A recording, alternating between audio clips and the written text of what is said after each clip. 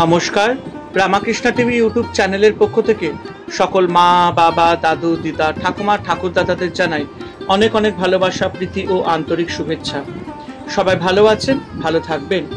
আমি আবারও চলে এসেছি শ্রী শ্রী রামকৃষ্ণ মিশনের নির্মল কুমার রায়ের লেখা রানী রাসমণির জীবন বৃত্তান্ত সম্পর্কে আলোচনা করব। আজকে আমরা আলোচনা করব রানী রাসমণির থেকে 13 নম্বর অধ্যায় তীর্থ ভ্রমণ।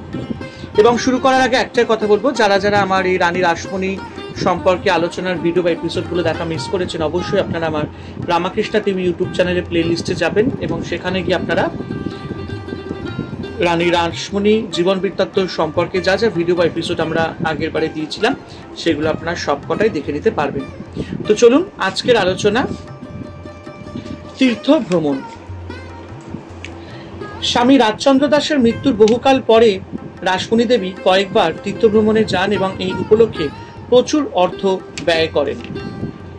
1257 বঙ্গাব্দে মানে 1850 খ্রিস্টাব্দে তিনি পুরুষোত্তম জগন্নাথ দর্শনের অভিপ্রায় অনেক আত্মীয় কুটুম্ব নিয়ে জলপথে নৌকাযোগে পুরী যাত্রা করেন। গঙ্গা উত্তীর্ণ হয়ে সাগর সঙ্গমের মুখে তাদের নৌকাগুলি এসে পৌঁছালে হঠাৎ ঝড় বৃষ্টি শুরু হয় এবং নৌকাগুলিও থেমে যেতে বাধ্য হয়। ঝড়ের প্রচণ্ড বেগে নৌকাগুলি প্রায় জলমগ্ন হওয়ায় অন্যান্যদের সঙ্গে বিপন্না রাসমণি দেবীও নৌকা থেকে তীরে নেমে আশ্রয়ের খোঁজে চারিদিকে ঘুরতে থাকেন। এমন সময় দূরে একটি কুটির দেখতে পেয়ে তিনি একজন দাসীকে সঙ্গে নিয়ে সেখানে উপস্থিত হন। কুটিরটি ছিল এক দরিদ্র বিধবা ব্রাহ্মণের। মতান্তরে এক ব্রাহ্মণ দম্পতি।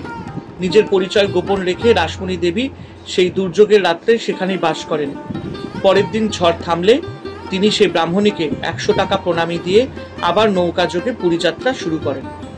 সুবর্ণরেখা নদীর পরপারে গিয়ে তিনি দেখেন যে পুরীধামে যাওয়ার ভালো রাস্তা নেই। পরে অবশ্য তারই অর্থে সুবর্ণরেখা থেকে পুরী অবধি ভালো রাস্তা প্রস্তুত হয়েছিল। পুরীধামে গিয়ে রাসমণি দেবী দান ধ্যানে বহু অর্থ ব্যয় করেছিলেন। তিনি জগন্নাথ, বলরাম ও সুভদ্রার জন্য 3টি হীরকখচিত মুকুট প্রস্তুত করিয়ে দেন।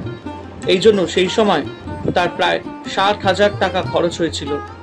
এছাড়া সেখানকার পাণ্ডাদের তিনি নগদ 1,000 টাকা দান করেছিলেন এবং একছত্র ভোজনে বিশেষ আনন্দ লাভ করিয়েছিলেন। সেই বছরে 1257 বঙ্গাব্দ মাঘ মাসে রাসমণি দেবী গৌরাঙ্গলীলা স্মৃতি দর্শনের জন্য শ্রীধাম নবদ্বীপে যান এবং সেখানে গৌরাঙ্গলীলা মহিমায় মুগ্ধ হন। সেই সময় চন্দ্রগ্রহণের শুভলগ্ন থাকায় নবদ্বীপে বহু দর্শনার্থীর সমাগম হয়েছিল। রাসমণি দেবী 500খানি গরদের জোর এনে গঙ্গার ঘাটে ব্রাহ্মণদের দান করেছিলেন। তিনি সেইবার 1 সপ্তাহ নবদ্বীপে বাস করেছিলেন এবং সেই সময় ব্রাহ্মণ ও বৈষ্ণবদের সেবায় প্রায় 20,000 টাকা ব্যয় করেছিলেন। সেখান থেকে ফেরার পথে চন্দননগরের কাছে তিনি দস্যুদের কবলে পড়েন এবং 12,000 টাকার বিনিময় উদ্ধার পান। এই পত্রের বছরেই 1258 বঙ্গাব্দে বা 1852 খ্রিস্টাব্দে রাসমণি দেবী গঙ্গাসাগর যাত্রা করেন। সে সময়ও তার সঙ্গে বহু লোক গিয়েছিল। সেই বছরেই 1258 বঙ্গাব্দে বা 1852 খ্রিস্টাব্দে রাসমণি দেবী উত্তরায়ণে স্নানের জন্য ত্রিবেণী গিয়েছিল। সেই সময় ত্রিবেণীর তীর্থখ্যাতি বর্তমান অপেক্ষা অনেক বেশি ছিল। তার স্বামী রাজচন্দ্র দাসও মাঝে মাঝে ত্রিবেণী যেতেন। ত্রিবেণী থেকে রাসমণি দেবী পুনরায় নবদ্বীপ ও অগ্রদ্বীপে তীর্থ করতে গিয়েছিলেন। নবদ্বীপে রাসমণি দেবী আরও কয়েকবার গিয়েছিলেন বলে জানা যায়। এইভাবে দীর্ঘদিন তীর্থযাত্রার দরুন রাসমণি দেবী প্রায় 4 থেকে 5 লক্ষ টাকা ব্যয় হয়েছিল। প্রসঙ্গত বলা প্রয়োজন, 1257 বঙ্গাব্দে রাসমণি দেবীর পুরীতে তীর্থভ্রমণের পূর্বেই 1254 বঙ্গাব্দে তিনি কাশী যাত্রার উদ্যোগ করেছিলেন, কিন্তু স্বপ্নে দেবীর আদেশে তিনি কাশী যাত্রা স্থগিত রেখেছিলেন। এ বিষয়ে পরবর্তী অধ্যায়ে আমরা অবশ্যই সবিশেষ বর্ণনা দেব।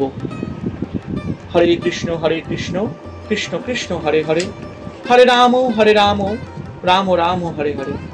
জয় শিব শম্ভু, জয় দেবী দুর্গা দুর্গতি নাশিনী, জয় মা কালী।